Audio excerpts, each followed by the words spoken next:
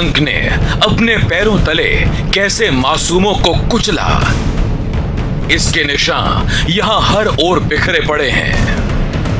ये वो निशान हैं जो हमास के हमले के पीछे छूट गए, और ये वो जगह है जहां से हमास के हमलावर इजराइल में घुसे।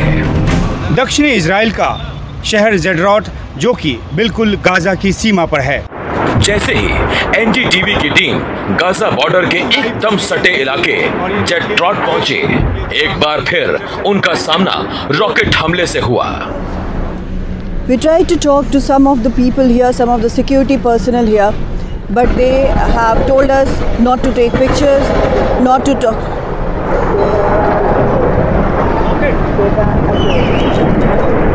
What?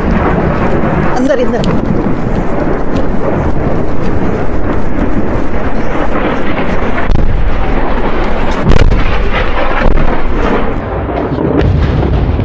और यहाँ पे जो हमला है वो शुरू हो गया है इस तरीके से एक साथ। Very close. There are more coming in. There are more coming in. Rocket एक साथ कई सारे रॉकेट जो है यहाँ शेयर कर There are more coming in.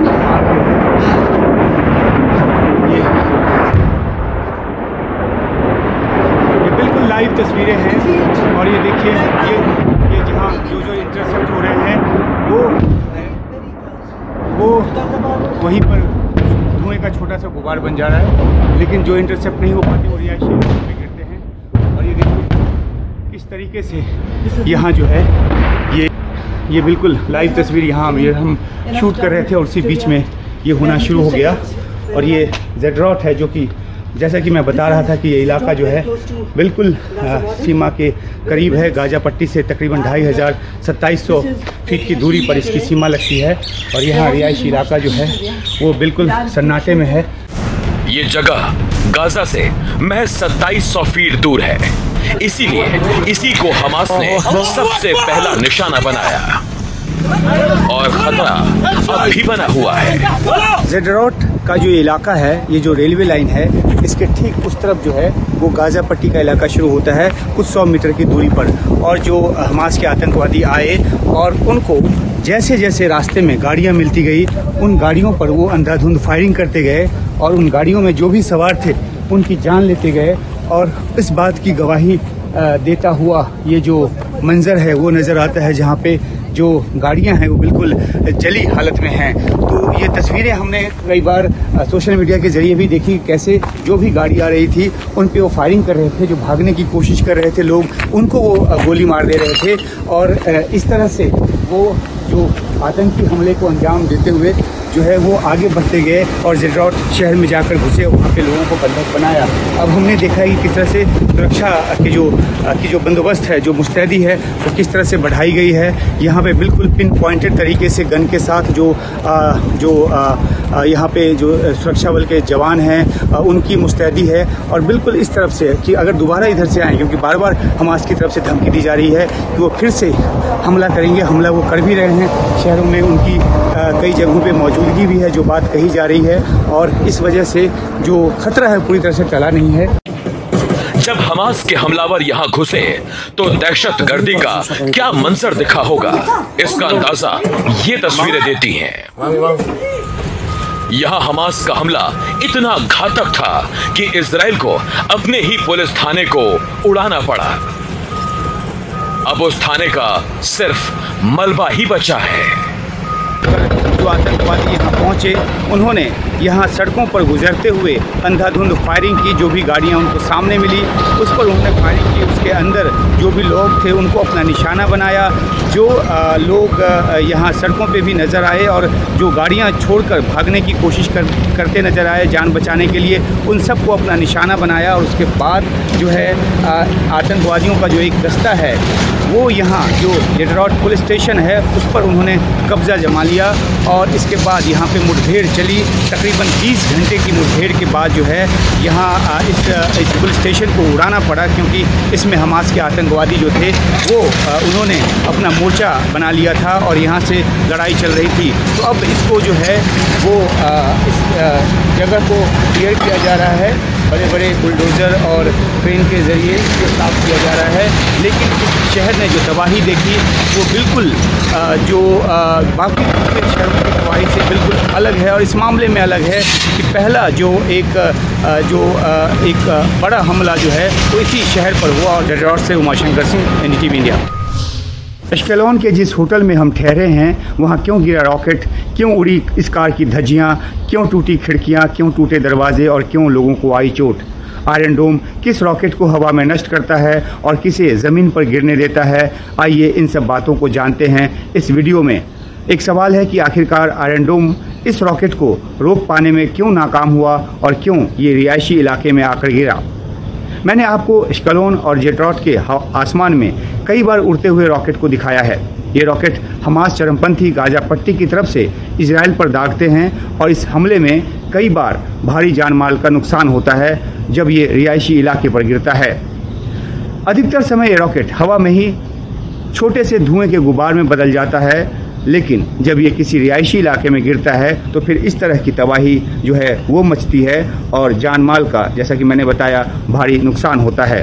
तो जो इतनी बड़ी सुरक्षा प्रणाली के बावजूद आखिरकार कुछ रॉकेट जो है वो क्यों ज़मीन पर आ गिरता है और क्यों नुकसान पहुंचाता है, इसके बारे में हम तफसील से बात करते हैं। दशकों से चले आ रहे हमास के रॉकेट के हमले से परेशान होकर इजराइल ने इसे रोकने के लिए आयरन डोम नाम की हवाई प्रतिरक्षा प्रणाली बनाई। ये अमेरिका की पेट्रियट मिसाइल की तर्ज पर ही काम करता है। इसे 2011 में पहली बार इस्तेमाल किया गया और ये जो प्रणाली है वो हर मौसम में काम करता है। पिछले साल नवंबर में जब मैं इजराइल आया था, पत्रकारों की एक टोली के साथ उस वक्त आया था, तो मुझे सैद्धांतिक तौर पर यह समझाया गया था कि आयरन डोम जो प्रतिरक्षा प्रणाली है वो कैसे काम करता है। और इस बार जब मैं युद्ध कवर करने आया हूं तो उसका व्यवहारिक इस्तेमाल जो है वो देखने को मिल रहा है और ग्राउंड जीरो पर देखने को मिल रहा है। तो आइए जानते हैं कि आयरन डोम कैसे काम करता है।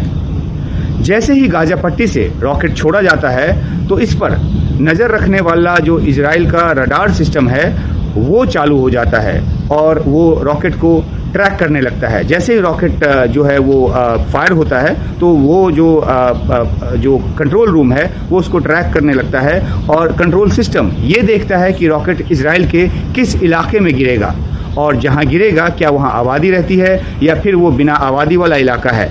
निशाने वाली जगह का आकलन कर लेने के बाद आयरन डोम जो है वो हरकत में आता है और लॉन्चर जो है आयरन डोम का वो तामीर मिसाइल छोड़ता है।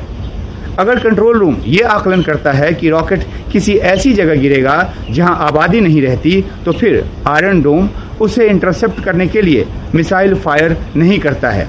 वो इसलिए क्योंकि इसके पीछे एक आर्थिक वजह भी है। हालांकि इजराइल के पास बहुत पैसा है और सुरक्षा पर वो बेतहाशा पैसे खर्च करता है अपने नागरिकों की सुरक्षा पर, लेकिन नवंबर के इजराइल दौरे में मुझे जानकारी दी गई थी कि एक आयरन डोम के तामीर मिसाइल की कीमत करीब 50,000 अमेरिकी डॉलर होता है और खतरे वाले हर रॉकेट को हवा में नष्ट करने के लिए आयरन डोम से 2 तामीर मिसाइल को छोड़ा जाता है। तो 50,000 और 50,000 1 लाख अमेरिकी डॉलर बनता है इस तरीके से एक रॉकेट को हवा में नष्ट करने के लिए। तो ये काफ़ी खर्चीला है, लिहाजा इसका इस्तेमाल जान माल का नुकसान रोकने के लिए ही होता है। हालांकि आयरन डोम प्रतिरक्षा प्रणाली इजराइल की बहुत ही मजबूत प्रणाली मानी जाती है और वह आकलन में कोई गलती नहीं करती, लेकिन एक साथ सैकड़ों की तादाद में जब रॉकेट आ रहे हों तो फिर खतरे की आशंका बढ़ जाती है। अब जैसे मंगलवार को ही हमारे होटल पर जो रॉकेट गिरा वह उन सैकड़ों रॉकेट में से एक था जिसे गाजा पट्टी से एक साथ छोड़ा गया था और वो हवा में बिल्कुल एक झुंड की तरह जो है वो इधर बढ़े आ रहे थे, जो हम नंगी निगाह से देख पा रहे थे। अब सवाल है कि ये पर्टिकुलर रॉकेट जो यहाँ गिरा ये इंटरसेप्ट क्यों नहीं हुआ। ऐसा तो हो नहीं सकता कि कंट्रोल रूम से आकलन में गलती हुई हो कि ये रिहायशी इलाके पर नहीं गिरेगा, या फिर एक साथ भारी तादाद में छोड़े गए रॉकेट में से एक इस रॉकेट ने आयरन डोम को धत्ता बता दिया और हमारे होटल पर आ गिरा। ये 2 संभावना बनती है।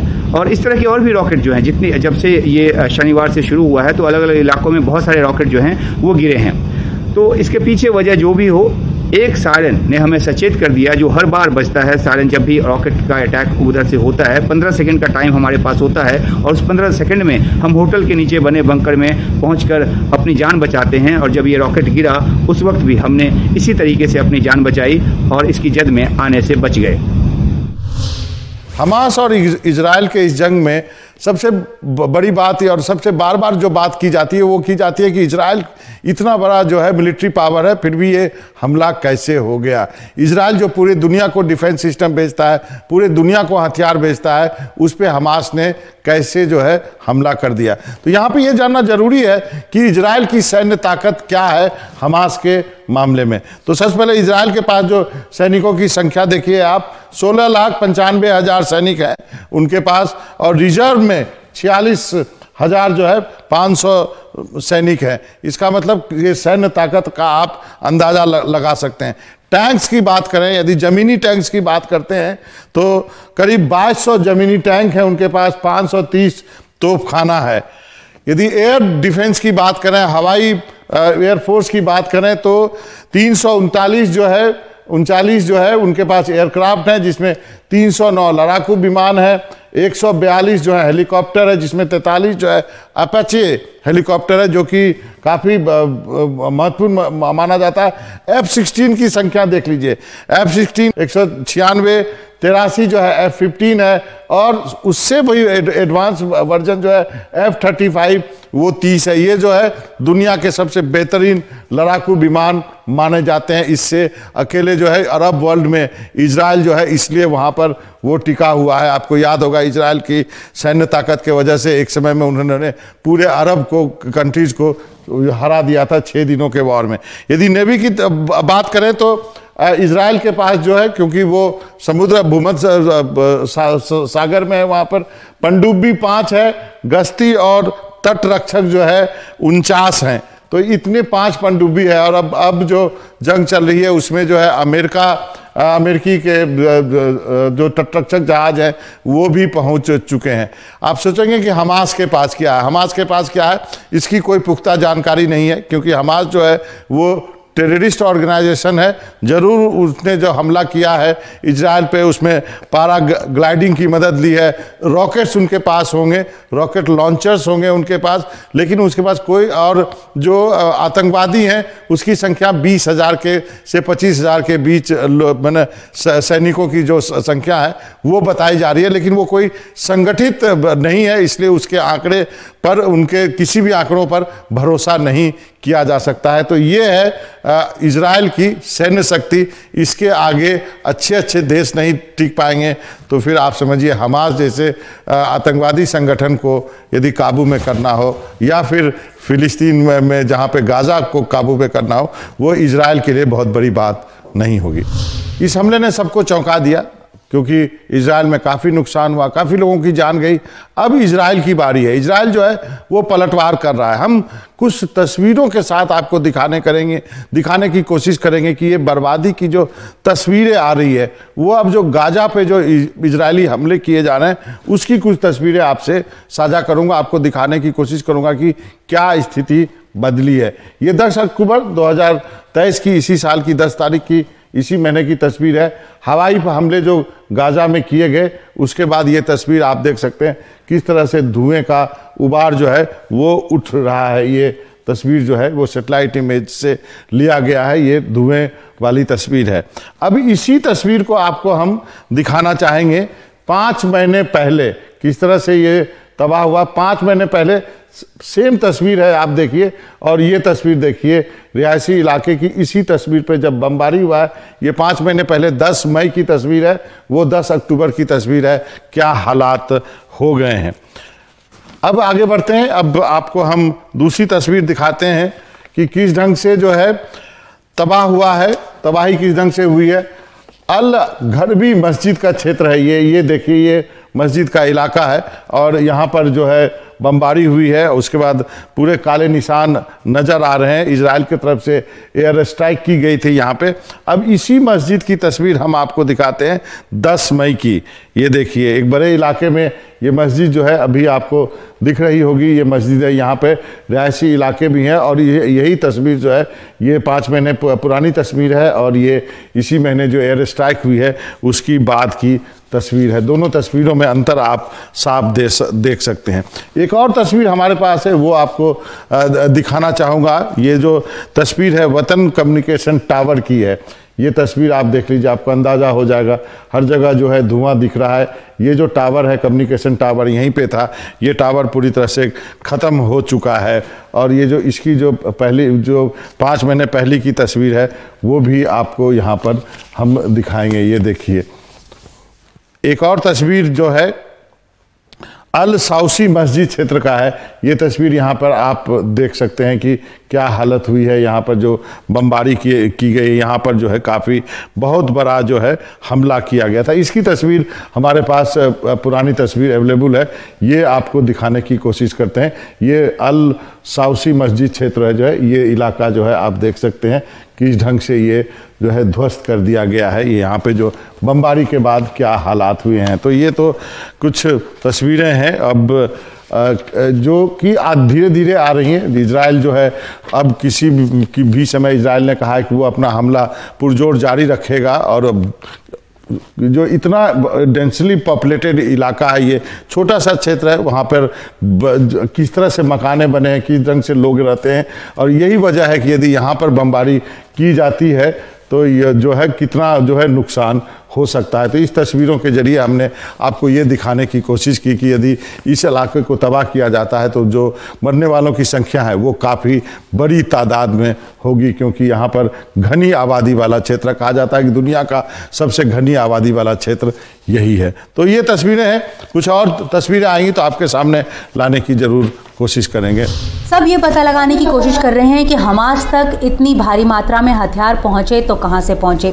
अब ये अंदेशा साफ हो चला है कि रूस ने इसमें एक जो है वो भूमिका निभाई और जो ये हथियार हैं मेडिटेरेनियन सी के जरिए ही जो है वो हमास तक पहुंचे। दरअसल जो स्मगलर्स हैं ये हथियारों की जो कंसाइनमेंट्स हैं मेडिटेरेनियन सी में फेंक दिया करते थे और ये फिर हमास तक पहुंचे जाते थे। यही वजह है जब जो अमेरिका है वो अब अपनी नेवी जो है वो सी में भेज रहा है, समुद्र में भेज रहा है, ताकि जो सप्लाई चेन है उसे रोका जा सके। पिछले 2-3 साल से ये जो कंसाइनमेंट्स हैं वो लगातार आ रहे थे। जांच में ये सामने आ रहा है कि जो कंसाइनमेंट है ये छोटे छोटे स्तर पर आ रहे थे। छोटे छोटे कंसाइनमेंट्स जो हैं स्मगलर्स सी में फेंकते थे और फिर ये जो है हमास तक पहुंचे जा सकते थे। इजराइल की गलती 2 है। पहली जो है वो इंटेलिजेंस फेलियर है, वो ये नहीं पता लगा पाए कि कहाँ इतने सारी भारी मात्रा में हथियार रॉकेट्स जो हैं वो हमास तक पहुंचे। यही नहीं, जो हमला है उसे भी रोक पाने में वो नाकामयाब रहे।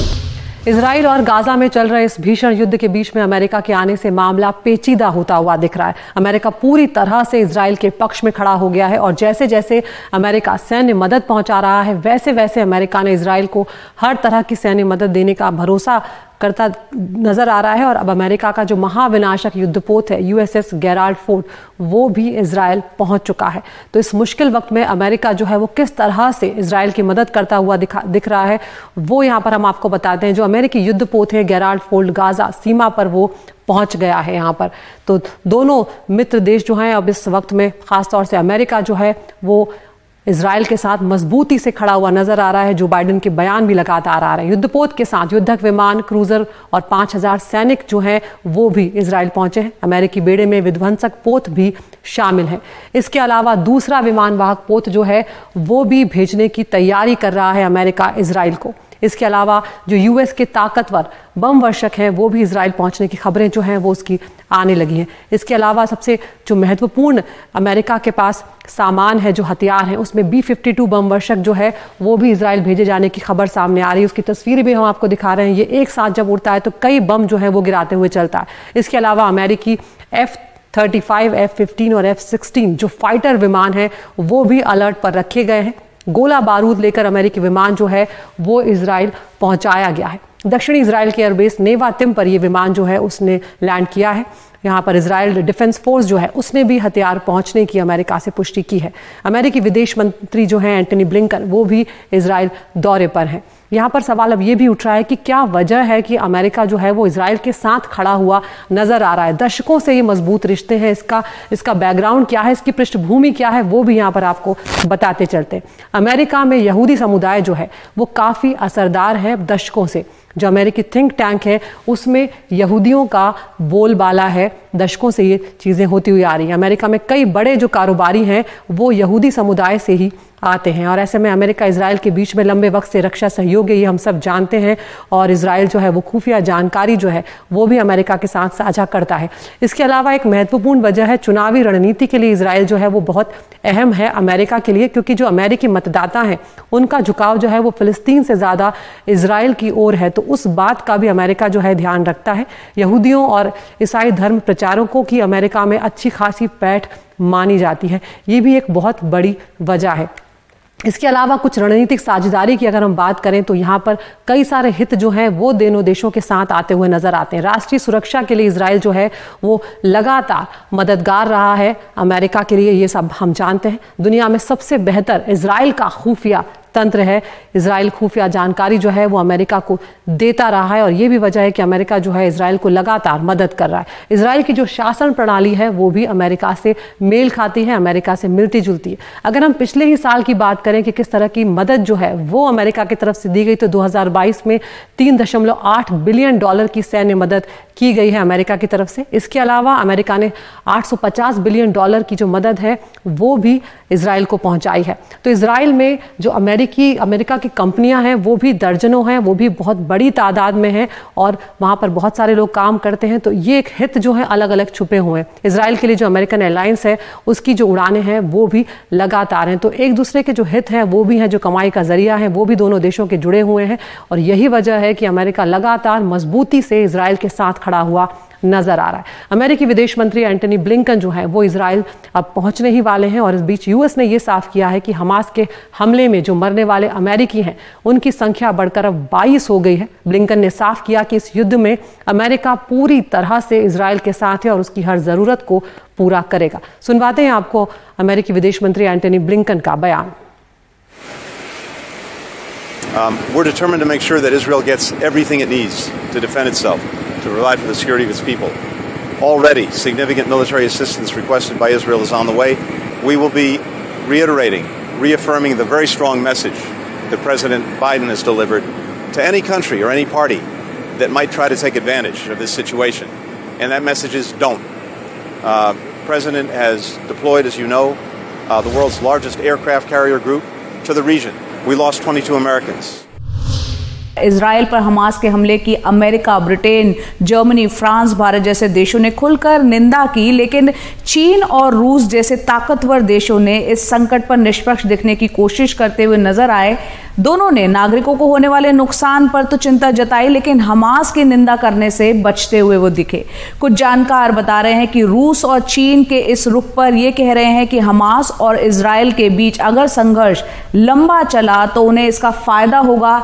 कैसे रूस और चीन को इसमें फायदा नजर आ सकता है, ये समझने की अब हम कोशिश करते हैं। दरअसल इजराइल हमास युद्ध की अगर हम बात करें तो रूस और चीन को इससे कैसे फायदा होगा। रूस की अगर पहले बात करें तो संघर्ष अगर बढ़ा तो अमेरिका समेत पश्चिमी देशों को इजराइल को प्राथमिकता देना पड़ेगा। इससे यूक्रेन से ध्यान बटेगा, क्योंकि हम जानते हैं रूस और यूक्रेन का जो युद्ध चल रहा है सबका ध्यान उस तरफ था। अब इजराइल और हमास का जो युद्ध चलता है तो ये ध्यान बढ़ जाएगा, इजराइल पर फोकस हो जाएगा, जो पश्चिमी देश है उस तरफ ध्यान देंगे। यूक्रेन पर यूएस की पकड़ जो है वो पहले के मुकाबले कमजोर हो सकती है। साथ ही आपको बता दें यूक्रेन को विदेशी सैन्य मदद में भी कमी आएगी। यूक्रेन को दी जा रही आर्थिक सहायता वो कम हो जाएगी।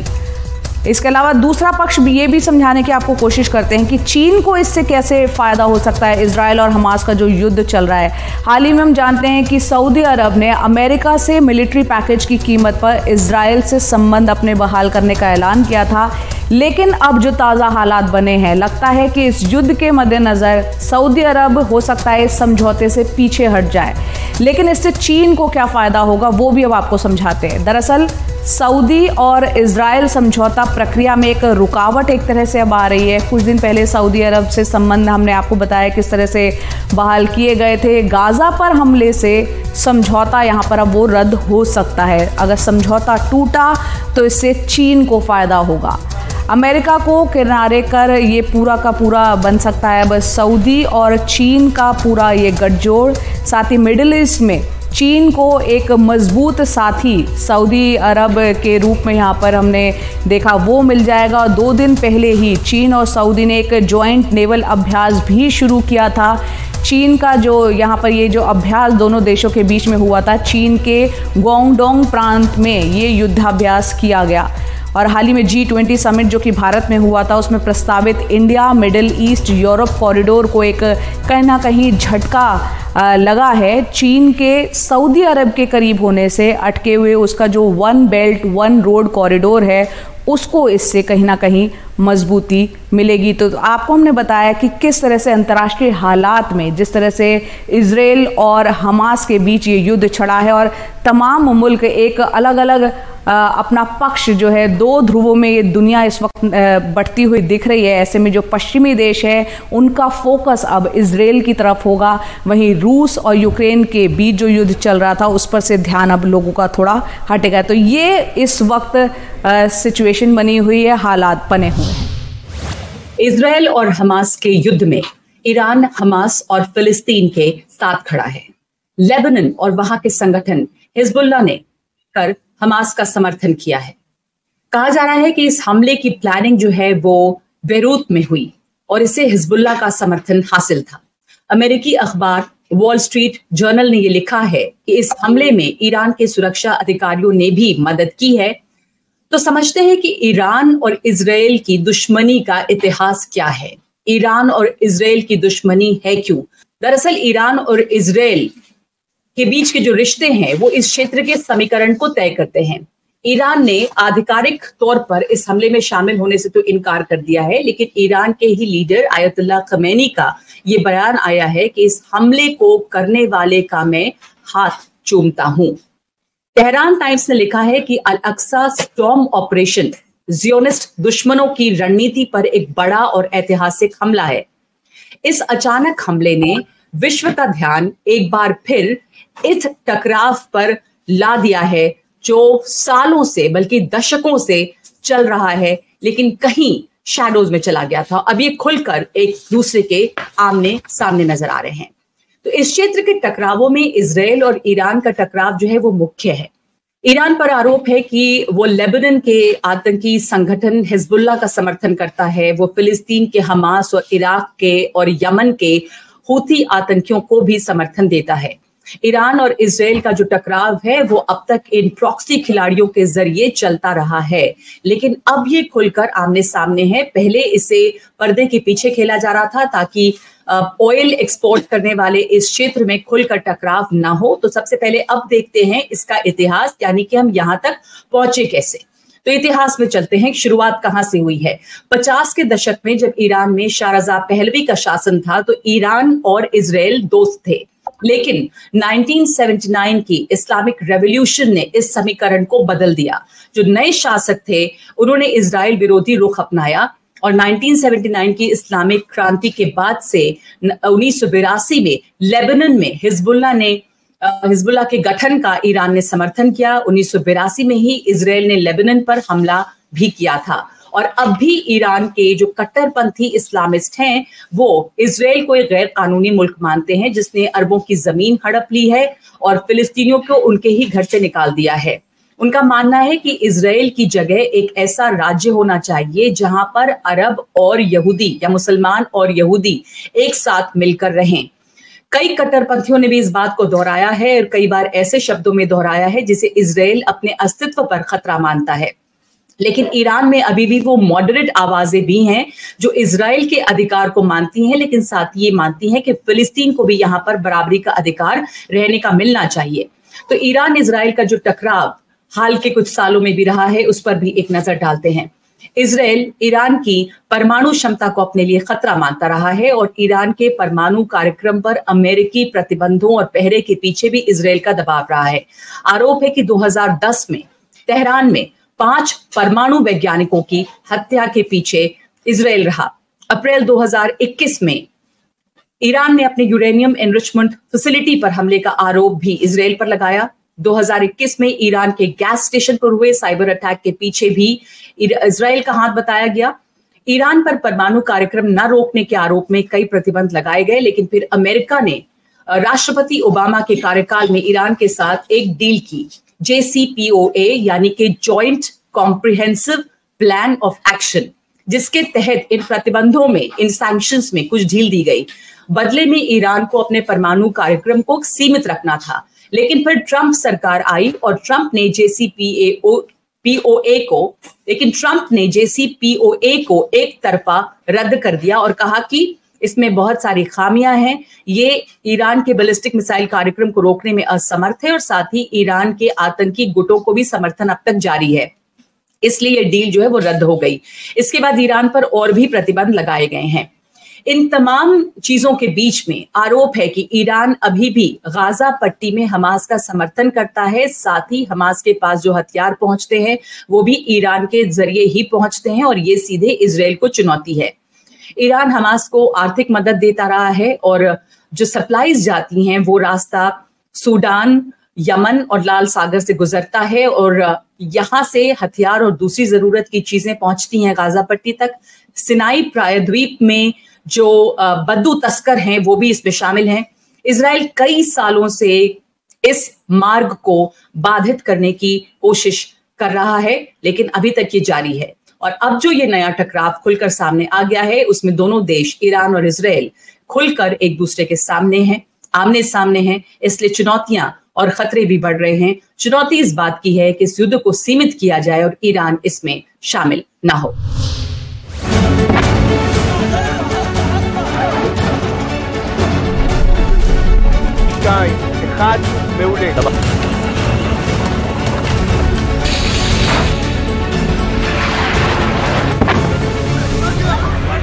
शनिवार 7 अक्टूबर को ये तस्वीर सारी दुनिया में वायरल हो गई।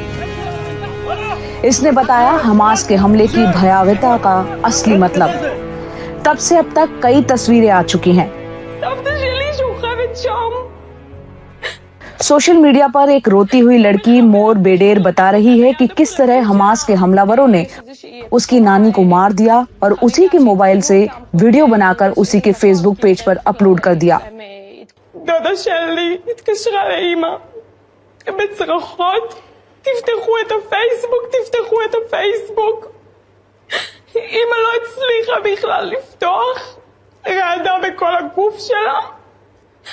אני פתחתי מהטלפון שלי וראיתי זוועה, ראיתי את האסון הכי גדול שאפשר בכלל לדמיין. लेकिन इन तस्वीरों से ज्यादा भयावह वो सच्चाई है जो औरतें इस युद्ध में भुगत रही हैं। अपने भाई, पिता, बेटे, पति को युद्ध में खोने और विस्थापित होने के अलावा वो रेप और यौन उत्पीड़न भी झेल रही हैं। ये तस्वीरें याद दिलाती हैं कि युद्ध कोई भी हो, सबसे ज्यादा जख्मी औरत की देह और रूह होती है।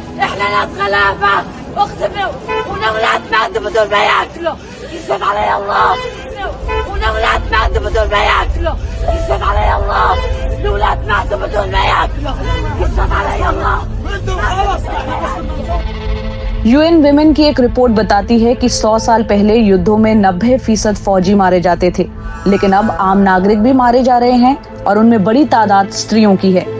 लड़कियां समाज में अपनी स्थिति और यौनिकता के चलते युद्ध की बड़ी शिकार होती हैं। कई बार बलात्कार को युद्ध की रणनीति के तौर पर इस्तेमाल किया जाता है। इसके अलावा उनकी हत्या होती है, उन्हें यौन गुलाम की तरह इस्तेमाल किया जाता है। यही नहीं, उन पर गर्भपात और महिला नसबंदी तक थोपी जाती है। जबकि युद्ध के मौकों पर ये औरतें घरों को संभालने का सबसे जरूरी काम करती हैं। इसके अलावा शांति के मोर्चों पर सक्रिय रहती हैं। बेशक युद्धों में भी उनकी भूमिका बढ़ रही है।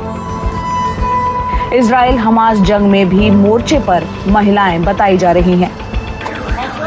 लेकिन ये सच्चाई ज्यादा बड़ी है कि इजराइल के लहूलुहान घर हों या गाजा पट्टी की मलबे में तब्दील होती इमारतें, उनमें सबसे ज्यादा दफन औरतों का वजूद ही है।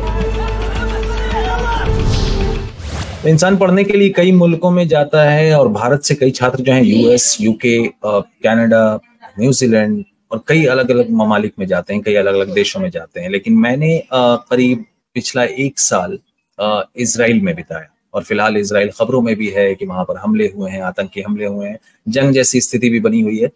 पिछले 1 साल में इजराइल को मैं आपको बताऊंगा कि मैंने किस लिए चुना, वहां पर क्या क्या देखा, भारतीयों के लिए वहां पर क्या है या लोग किस तरह से उनके साथ बर्ताव करते हैं, इजराइल और फिलिस्तीन दोनों ही तरफ। तो सबसे पहले बात करते हैं कि भारत मैं 1 साल के लिए वहां पर कई ऐसे विश्वविद्यालय हैं इजराइल में जो काफी प्रख्यात हैं, काफी जाने माने विश्वविद्यालय हैं, जहां पर टेक्नोलॉजी, इनोवेशन और अलग अलग विषयों में जो है वो शीर्ष के कोटि में आते हैं अपने रिसर्च के लिए, अपने कह सकते हैं कि इनोवेशन के लिए और अपने थियोरीज के लिए। मेरा कोर्स था वो पीस एंड कॉन्फ्लिक्ट मैनेजमेंट का था और सबसे अप्रोप्रिएट जगह, सबसे सुटेबल जगह इजराइल के अलावा कोई हो नहीं सकती। और कई तरह के जो हमारे दिमाग में भ्रम होते हैं, कई तरह की अज्ञानता होती है किसी एक चीज को लेकर, उसको इजराइल के इस ट्रिप ने बहुत अच्छे से तोड़ा भी है। जैसे सबसे पहले जब मैं हाइफा यूनिवर्सिटी में मास्टर्स करने के लिए पहुंचा तो हमारा पहला फील्ड ट्रिप जो है वो नाजरत नाम के शहर में था, जो इजराइल में ही आता है, इजराइल की सीमा में है।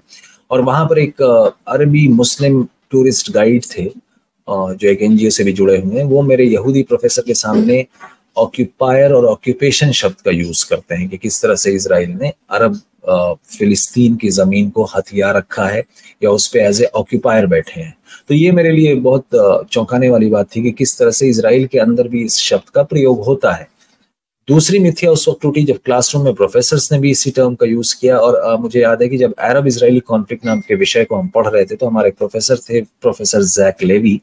उन्होंने पढ़ाने से पहले एक बात अंग्रेजी में कही कि I will not delegitimize the cause of Palestine और इजराइल, यानी इजराइल और फिलिस्तीन दोनों की जो अपनी मान्यताएं हैं या जो दोनों के अपने विषय हैं जिनको लेकर वो आपस में टकरा रहे हैं, उन दोनों ही के मुद्दों, विषयों या मकसद को मैं डीलेजिटिमाइज नहीं करूंगा या उसको दरकिनार नहीं करूंगा। तो एक ये भी दिमाग में था कि क्या इस पढ़ाई को इजराइल में पढ़ना सही रहेगा, क्या बायस्ड होंगे, थोड़ा भ्रामिक होंगे या फिलिस्तीन की जानकारी ढंग से नहीं मिल पाएगी। तो उस मामले में भी कई प्रोफेसर ऐसे थे जो बिल्कुल ही दोनों ही पक्षों की बात निष्पक्ष होकर बताते थे। तो एक उससे यूनिक पर्सपेक्टिव मिला। यूनिवर्सिटी में भारत के तो बच्चे थे ही और भी दीगर ममालिक के लोग थे, अलग अलग देशों के थे। वहाँ अरबी जो लोग हैं, बच्चे हैं, वो भी पढ़ते हैं, छात्र पढ़ते हैं, और जो यहूदी हैं वो भी पढ़ते हैं। एक और बात समझने की है कि इजराइल में जो लोग अरबी मूल के हैं वो मुस्लिम भी हैं, ईसाई भी हैं और दीगर धर्मों के हैं। सिर्फ मुस्लिम और ईसाई नहीं है या सिर्फ मुसलमान नहीं जैसा हम समझते हैं। वहाँ पर क्रिश्चियंस भी होते हैं, एक और धर्म है जिसको ड्रूस कहा जाता है, वो भी होते हैं, और बहाई होते हैं। कई ऐसे धर्म के लोग हैं जो इजराइल में रहते हैं। दूसरी चीज ये है कि भारत से उसका कनेक्शन क्या है। तो भारत के बच्चे जो हैं वहाँ अक्सर हायर एजुकेशन के लिए जाते हैं, पोस्ट डॉक के लिए जाते हैं, पीएचडी के लिए जाते हैं, और लाइफ साइंसेज हो या सोशल साइंसेज हो, दोनों के लिए वहाँ पर कई ऐसी यूनिवर्सिटीज हैं जो बहुत मशहूर हैं। जैसे तेल अवीव यूनिवर्सिटी है तेल अवीव शहर में, हिब्रू यूनिवर्सिटी है यरूशलेम के शहर में, ये 2 बड़े शहर हैं, और तीसरा शहर है हाइफा जहाँ पर मेरी यूनिवर्सिटी थी, यूनिवर्सिटी ऑफ हाइफा। अगर हिंदुस्तान के कनेक्शन की बात करें तो हाइफा को इसलिए भी एक इंडिया का कनेक्शन ये भी है कि वहां पर विश्व युद्ध में भारत की तरफ से वहां फौजें गई थी जो तुर्की ऑटोमन एम्पायर के खिलाफ उन्होंने जंग लड़ी थी। तो वहां पर एक उनके मेमोरियल में भी एक ग्रेवयार्ड के तौर पर बनाया गया है जहां पर भारतीय सेना के जो लोग वहां शहीद हुए या जंग में मारे गए उनको वो श्रद्धांजलि भी हर साल देते हैं। दूसरी चीज है कि भारत से जुड़े जो खान पान की चीजें हैं वो आपको आसानी से मिलती है, क्योंकि भारत से कई टेक्नोलॉजी में जो लोग काम करते हैं, जॉब करते हैं आईटी कंपनीज में, वो वहां रहते हैं। लेकिन ज्यादा जो संख्या है वो केयर गिवर्स की है। केयर गिवर्स सदर्न स्टेट, जो दक्षिण के स्टेट हैं, केरला, तमिलनाडु, इससे वहाँ महिलाएं जाती हैं वहाँ के बड़े बुजुर्गों को घर में उनकी देख रेख के लिए, जिनको केयर गिवर्स कहा जाता है, तो उनकी संख्या बहुत ज्यादा है। अब बात करें आज के हालात की कि किस तरह से वहां पर जंग चल रही है, तो मुझे मौका मिला बेथलेहम शहर देखने का, जो वेस्ट बैंक में आता है फिलिस्तीन के इलाके में। वहाँ क्रिसमस बहुत अच्छे से मनाया जाता है, क्योंकि माना जाता है कि बेथलेहम ही जो है ईसा मसीह का जन्मस्थल है। एनडीटीवी की तरफ से मैं वहां पर रिपोर्टिंग के लिए भी गया, तो वहां पर भी अपने भारतीय मूल के होने का आपको वहां पर के जो अरबी लोग हैं वो बड़े गर्मजोशी से मिलते हैं। और खास करके इजराइल के साथ भी भारत के रिलेशन संबंध अच्छे हैं।